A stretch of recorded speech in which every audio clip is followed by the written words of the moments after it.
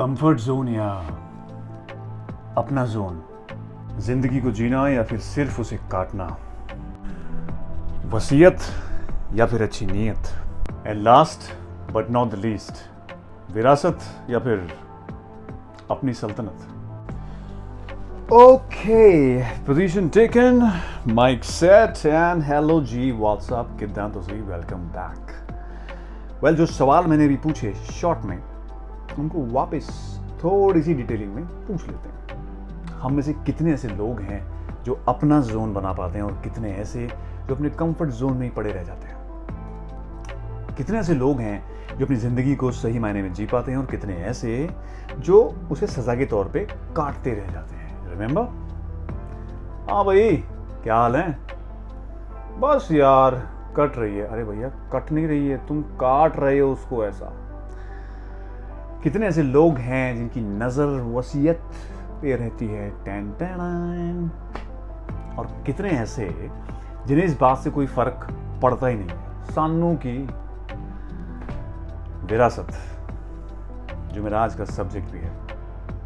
कितने ऐसे लोग हैं जो अपने बाप दादा की विरासत पे राज करते हैं, उसको घटाते हैं, बढ़ाते हैं या कायम रख पाते हैं, या फिर कितने ऐसे लोग हैं जो अपनी सल्तनत बनाते हैं।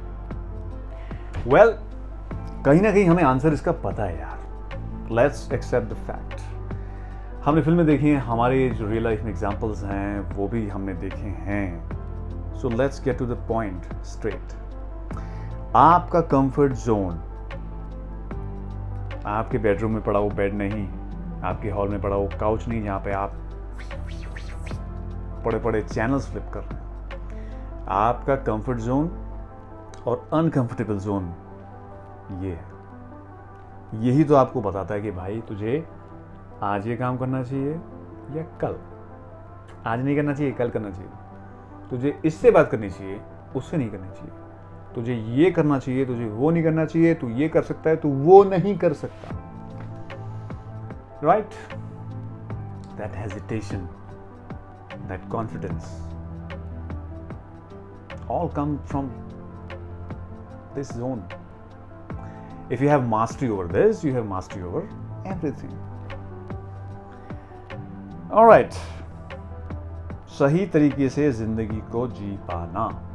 Well, the answer is relative. Yes.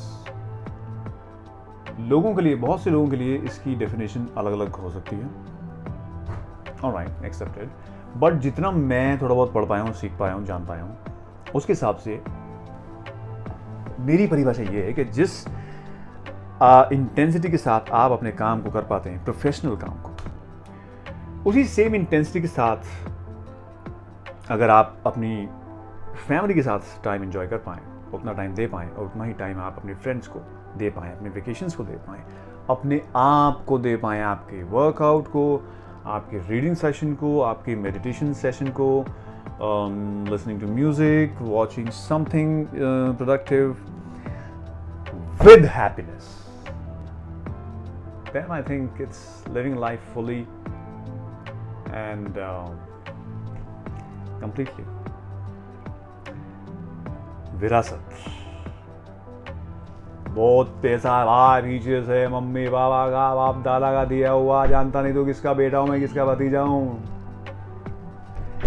इस एक लाइन ने ना यार, मतलब लोगों को इतना निकम्मा किया ना, I can't even tell you. So people have been just killing themselves, not skilling themselves. You have to skill yourself, not kill. वो स्किल्स जो आप इजाद कर सकते थे वो अधूरी रह जाती हैं, वो यूं ही वेस्ट चली जाती हैं। क्यों? क्योंकि आपकी 3 बेसिक ज़रूरतें, रोटी, कपड़ा और मकान, तो पूरा हो ही रहा है ना यार। वो ज़रूरतें पूरी तो हो ही रही है, उससे ज़्यादा ही हो रहा है यार। Expensive phones, gadgets, clothes, cars and बेवजह का फ्री टाइम, वो सब तो हो ही रहा है। लेकिन आप जो कर सकते थे, जो आप योगदान इस वर्ल्ड में दे सकते थे, वो नहीं दे पा रहे। क्योंकि तो ग्रांटेड ले लिया गया ना यार, भाई पीछे से चलता आया अगर है तो मेरा ही है और किसका है। अरे भाई तुम्हारा ही है, लेकिन तुम भी तो कुछ करो। राइट, सो इसमें दो एनालॉजीज हैं basically which I want to draw. बच्चे भी ज़्यादा एक्सपेक्ट कर जाते हैं इनसिक्योरिटी में, और कहीं कहीं पेरेंट्स भी ज़्यादा इनसिक्योर हो जाते हैं और वो टाइमली डिसीजंस नहीं ले पाते. बच्चे, आलम ये है कि एक बेटे ने अपनी माँ से अपने हिस्से की पूरी जायदाद मांगने के बाद, पाने के बाद sorry, inch by inch, foot by foot, दुनिया की हर मेजर टेप से मेजर करके ये कहा कि माँ, अभी भी एक नाखून जितना हिस्सा, मेरा हिस्सा तेरी तरफ ज्यादा आ रहा है. Have you lost your mind? उस माँ ने जिंदगी में कभी नहीं सोचा होगा कि उसके खून से बना उसके बेटे का नाखून उसके लिए कभी नासूर बन जाएगा. That's very sad, isn't it? And on the other hand, parents insecure इतने हो जाते हैं कि वो अपने बच्चों से कहते हैं कि मरने से पहले तुम्हें सब कुछ देके जाएंगे. Hello, do you know your expiry date? Well if yes, तो क्या ये ज्यादा अर्जेंट नहीं हो जाता है कि आपको पता है कि आप कब जाओगे तो सारी चीजें जल्दी से कर दो? To love more, give more. आपको नहीं पता है यार, ये खामखाई बोलते रहते हो आप. मरने से पहले ये कर देंगे, मरने से पहले वो कर देंगे. You don't know your expiry date यार. Humans don't come with expiry dates, but products do. Eatables जो होते हैं सिर्फ वो ही आते हैं आप में. तो ये बहकाने के तरीके होते हैं. इनसिक्योरिटी को ख़त्म कीजिए. बच्चों को भी ज़्यादा एक्सपेक्ट नहीं करना चाहिए. जितना मिल गया शांति कर लो भैया. लोगों के ऊपर छत नहीं है रहने के लिए. जिस जगह पे तुम हो, लोगों की जिंदगियां निकल जाती हैं उस जगह पे पहुंचने के लिए. और दूसरी तरफ पेरेंट्स को टाइमली डिसीजंस लेके आपको प्रॉपर्टी डिवाइड कर देनी चाहिए. Why wait? टाइम से ना मिली मेडिसिन से पेशेंट मर सकता है. टाइम से अगर आपने स्टीयरिंग नहीं मोड़ा तो आपका एक्सीडेंट हो सकता है. टाइम से अगर आपने उधार लिया हुआ पैसा नहीं दिया तो वो पैसा जिससे आपने लिया है उसके लिए कोई मायने नहीं रखता. It's as good as not returning that money to him. उसको नहीं चाहिए. जब टाइम पे दिया ही नहीं तो उसका फायदा क्या? उसको भी तो जरूरत हो सकती है. Take timely decisions.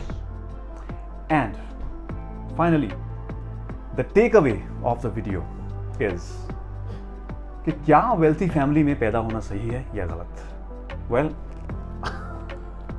I am not the right person to answer this question. जो पैदा हुए हैं शायद वो अच्छे से जवाब दे पाए. बट मैं इतना कहूंगा कि यू आर लकी, और इस लक को शेयर करने में कोई बुराई नहीं है दोस्त. भले ही थोड़ा सा करो. With home? जो अनलकी है. And the most important thing, कुछ ऐसा करो कि जब आपके बेटे का दोस्त आपके बेटे से पूछे कि तेरे पापा क्या करते हैं तो वो कह पाए कॉन्फिडेंटली कि मेरे पापा ये करते हैं, बिना हिचके. कुछ ऐसा करके जाओ या करो. आपके पापा ने, आपके दादा ने जो किया वो उनका कर्म था, वो उन्होंने किया. You don't have any stake in that. अपनी सल्तनत बनाओ, अपना जोन बनाओ. जिंदगी को अच्छे से जियो. वसीयत पे नजर मत रखो, अच्छी नीयत रखो. So yes, that's that. आज के लिए इतना ही. Thanks for watching and keep spreading the link. Link नहीं टूटना चाहिए दोस्त. Bye for now.